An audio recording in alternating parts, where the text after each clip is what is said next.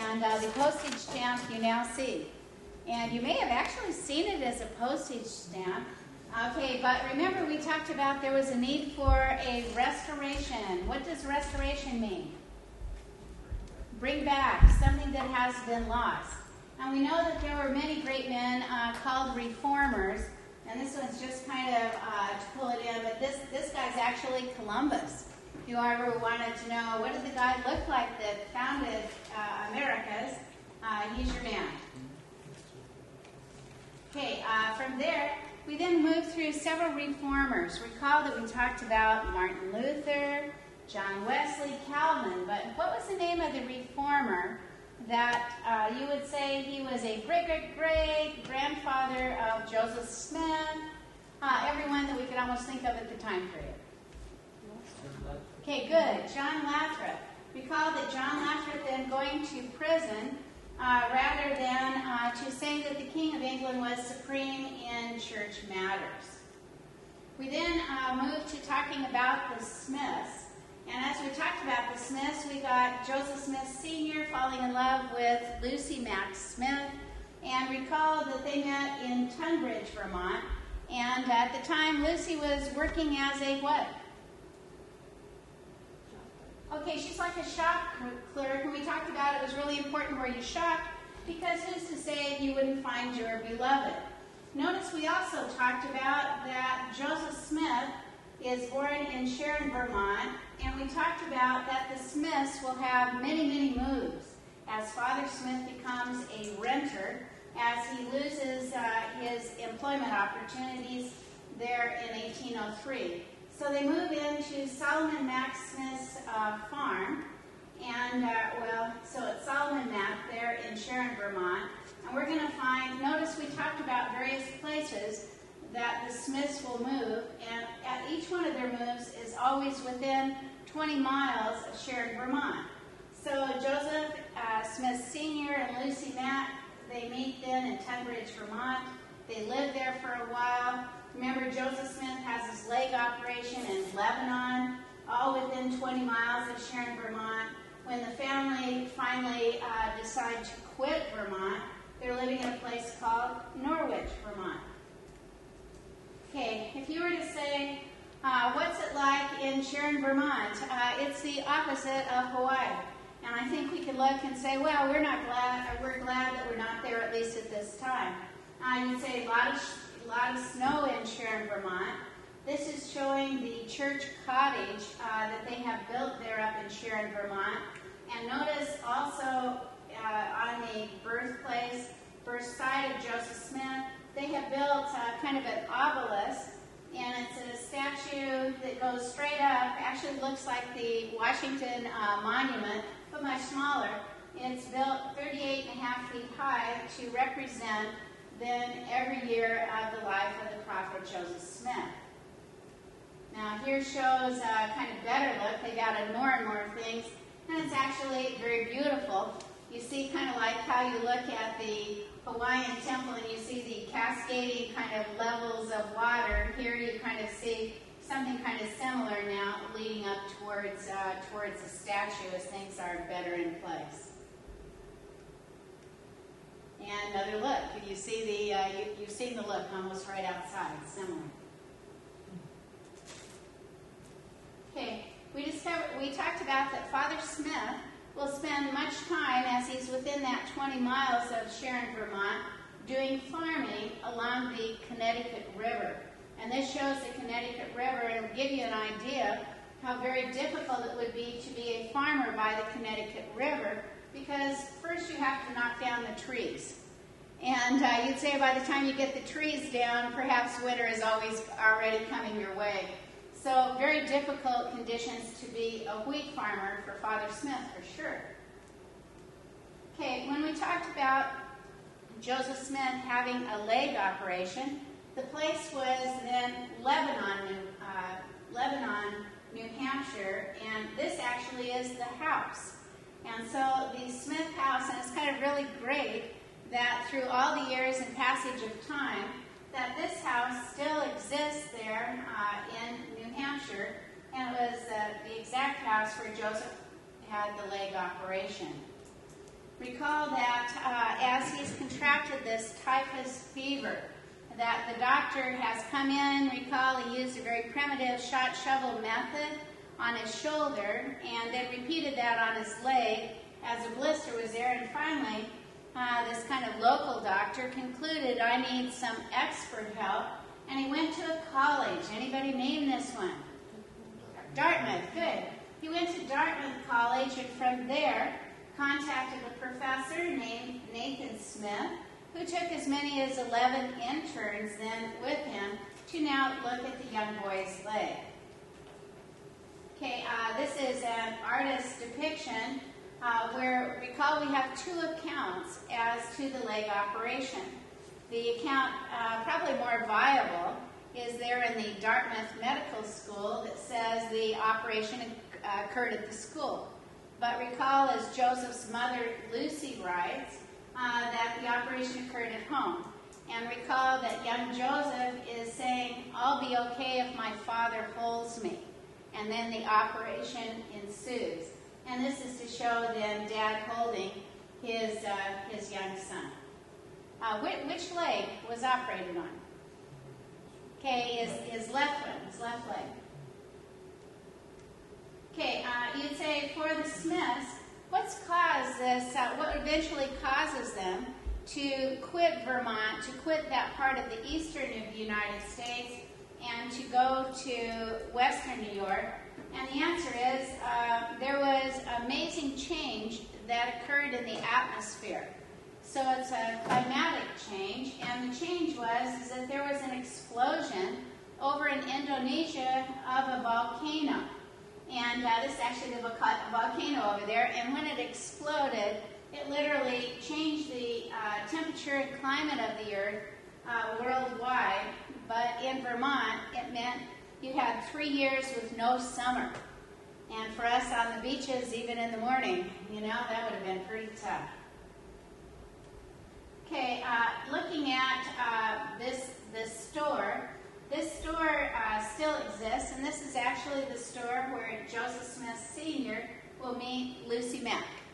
And so if you're saying, what kind of store, I've seen similar kind of stores driving on this side of the island. But that's actually the romantic spot of their meeting. Okay, the reason that so many from Vermont, about 60,000, are moving west is because there is a plan to build a big ditch. What was that big ditch going to be called? Erie Canal, good. This is showing the Erie Canal. It has locks, and you can put your boats in it, and then, you know, you wait and the water comes up, and suddenly your boat can go a short distance, and then you wait again, and these are called locks here, and then it kind of goes up, and you can go quite a distance getting yourself all the way into the Great Lakes system. So that was the reason many people are then moving to western New York, is the proposed Erie Canal. Did the Smiths ever work on the Erie Canal? No, they are non-workers on the Erie Canal. But notice where they are moving. Here's Sharon, Vermont. Okay, recall Joseph Smith Sr. meets Lucy in Tunbridge, leg operation in Lebanon. Norwich, they've been there 3 years, but there was a horrible explosion. What was the explosion that changed the weather? Indonesian volcano. Okay, it's a volcano. A volcano is erupting, changes the weather, and as a result, 60,000 people moved from Vermont to western New York. Now, western New York, notice the distance they're going. They're all this way over to a town called Palmyra, and then the neighboring town right next to it, Manchester. We'll talk a lot about New York and have, but here's Palmyra. Here's Harmony, Pennsylvania, where Joseph meets Emma. Here's Fayette, where today we talk about the church being organized. And you can see, here's Lake Ontario, and what do you got going? You got to get the Erie Canal coming. It's going to connect all these Great Lakes systems. Okay, for Joseph Smith and his family, eventually they will acquire a farm in the Palmyra area. Part of the farm was in Manchester, but part of the farm was in a place called, anybody name it? So you get Palmyra and Manchester. Notice the Palmyra side, that's where they knocked down the trees. But the Manchester side in the back here, that's what Joseph called the woods. Today we call it the Sacred Grove, but we don't know who actually named it the Sacred Grove. The church has reconstructed the log cabin that Joseph Smith and his family built there on their property on the Manchester side of their property. Notice it's a 1.5-story log cabin. Downstairs you would say you've got where you would eat together, you've got kind of like a family room, living room, a couple of bedrooms, but upstairs, this kind of a loft area, that's where Joseph Smith will eventually have his first communication with Angel Moroni. Okay, notice after his first visit with Angel Moroni, you have several events and years will actually pass between Joseph's first knowing about the plates and Joseph receiving the plates. During that time, they will build their farmhouse, which is a much more permanent dwelling on the property. When the church acquired the Smith farmhouse, the bottom picture is what it looked like. And you'd say, well, it's all fixed up. It's more fancy than the top picture. The top picture shows how it looks today as they tried to get the house back to the way it would look during the time of the Smith family residence there. Okay, this is showing the Sacred Grove. And Sacred Grove, incredible. I trust at some point you'll all have a chance to go back and to see this beautiful place. I know that in this grove that Joseph Smith saw God the Father and Jesus Christ, and suddenly everything would change for him, and obviously an incredibly great change for us in our lives to have that kind of knowledge. Okay, here's an artist depiction. Recall that Joseph Smith, a young boy about the age of 14, will leave from that family cabin that we had seen. It's now restored. We'll walk into the grove, and there we'll pray to the Lord, and the answer was that he saw God the Father and Jesus Christ and received his first vision. Okay, here shows we're now back into that little kind of cabin where Joseph was, and in the cabin you're going to find, remember there's that loft area or top area. This is showing the inside now, that little cabin, and that will be where Angel Moroni appears to the prophet Joseph. And here's an artist depiction of that. Notice that he's wearing, Angel Moroni comes, he's wearing white. He says to Joseph that his name will be known for good and evil among all nations, kindred, tongue, and people, and then explains to Joseph why that would be. And the answer is there is a book, there's a stone box, there's a hill, and Urim and Thummim breastplate. Now the hill Cumorah is 3 miles from Joseph's house. Recall then that Palmyra is built on 50 hills. And all of the hills are kind of just rolling, and you say, what's the difference between the kind of rolling hills and a hill we now call Cumorah? And, okay, you'd say it's the shape. You'd say, 1, it's the biggest, and 2, a portion of the hill, as you look at it from Joseph's farm, before today there are trees all over it, but you'd say it forms a perfect triangle. And literally, if you took away the houses, the trees in the area, this hill can be seen for miles and miles around. It's very, very distinctive. Okay, recall that after Joseph has met with the angel Moroni in 1823, that within 2 months, notice he meets with the angel in September, within 2 months in November of 1823, Joseph's oldest brother has died. What's his name? Alvin. Recall that Joseph says of Alvin Smith that he's the most handsomest man that he's ever seen next to Seth and Adam. So Alvin, I think at least all the women will look forward to meeting him one day. Okay, for Joseph, as he now waits to receive the plates, so he's been up here in the hill Cumorah, and he's been in Palmyra, and he and his father will be hired to go down to a place called Harmony, Pennsylvania, where they are going to dig for a lost silver mine, supposed, in the mountains in the area. It will be in Harmony, Pennsylvania, while Joseph is there working, that he will stay with a man named Isaac Hale.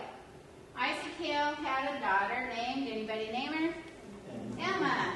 Okay, and for Emma, when Joseph meets her, she's born in 1804. When was Joseph born? 1805. And for Emma, she's about a year and a half older than Joseph. Just something about this picture. This is actually a painted portrait of Emma, where she will sit for it. And you'll see she's wearing around her neck gold beads. When she died and was buried, those gold beads were actually buried with her. And when they dug up her body years later, they found some of those beads and actually make replicas of those today. Well, all right, Joseph Smith's in love with a woman who is described now to be about 5 feet 9 and large bone.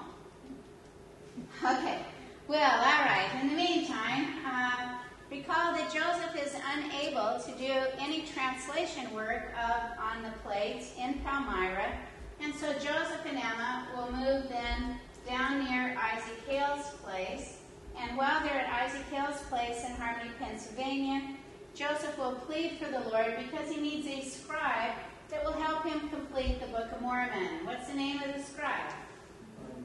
Oliver Cowdery. Good. This is showing Angel Moroni and Joseph now receiving the plates. Here's a statue that's up on the hill Cumorah, also showing Angel Moroni at the top.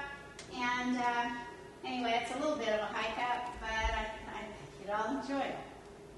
Okay, here's showing, remember we talked about a glass box. What's a glass box? We look at it and go, no, it's wood.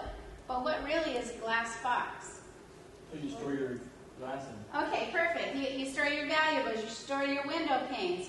And as you would come to a neighborhood, they would know that you were one of the up and coming, depending on what you had in your glass box and how many you had. This would be the very glass box that was made by Alvin Smith for Joseph to be able to store then the plates, the Urim and Thummim, and the breastplate. Okay, if you're wondering, where does Joseph then publish the Book of Mormon?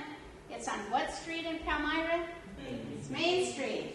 And you can see Main Street, all the buildings kind of hooked together, and it will be on Main Street where you're looking right in here, where he will publish it then by E.D. Grandin. Okay, looking inside, you can see kind of the publishing setup. These things right here, they look like, what you could get at the Polynesian Cultural Center. But actually down here you have these trays of ink, and they're called ink balls. And you merely, you mix it around, and then you stir it over the type, and as a result, you can then print out these what were then large sheets of the Book of Mormon. Okay, here's showing a printing press of the Book of Mormon, book bindery. And here's showing the Book of Mormon as it now comes off the press. And notice testimony that this Book of Mormon is for a purpose for the convincing of Jew and Gentile that Jesus is the Christ. Okay, our number one scribe, what's his name?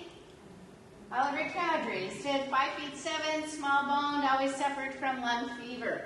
So there's Oliver Cowdery. Remember, there's a reason why a young man chooses to be a school teacher and can only work during the winter months. And you'd say he just doesn't have the health, the physical stamina to be a farmer. Okay, showing out here as Joseph and Oliver now work together, as Oliver is the scribe, meaning write it down, and Joseph's the translator. They are now praying to the Lord, and they come out by the which river that runs through Harmony, Pennsylvania? Perfect, Susquehanna River. And we know that on May 15th, 1829, while on the banks of the Susquehanna River, that who will show up and will give these two men the Aaronic priesthood, the authority to act. Okay, good, John the Baptist. Where can I find that? The Doctrine and Covenants. Section 13, fabulous. Okay, here's a statue that actually, this one shows it on Temple Square, but you can see the same statue down by the banks of the Aaronic priesthood and depicting then Oliver and Joseph receiving then the Aaronic priesthood. Okay, here's another statue, and it's supposed to depict then the receipt of the Melchizedek priesthood. Who gave the Melchizedek priesthood to Joseph and Oliver? Peter, James, and John. Okay, Peter, James, and John. Great. Okay, we now come to what our real topic is today, as we've done a review. For those coming in who are, joining our class, this is kind of a review because they're about to have a test the second hour, and you can see fear and trembling kind of thing. But okay, if you were to say today the topic is we're about to organize a church, and where will we organize a church? And the answer is the Peter Whitmer Farmhouse in Fayette, New York. And here to show is this monument to show in honor of the three witnesses to the Book of Mormon. Can you name them? Martin Harris, David Whitmer, Oliver Cowdery. Perfect. Okay, and we're back to the front.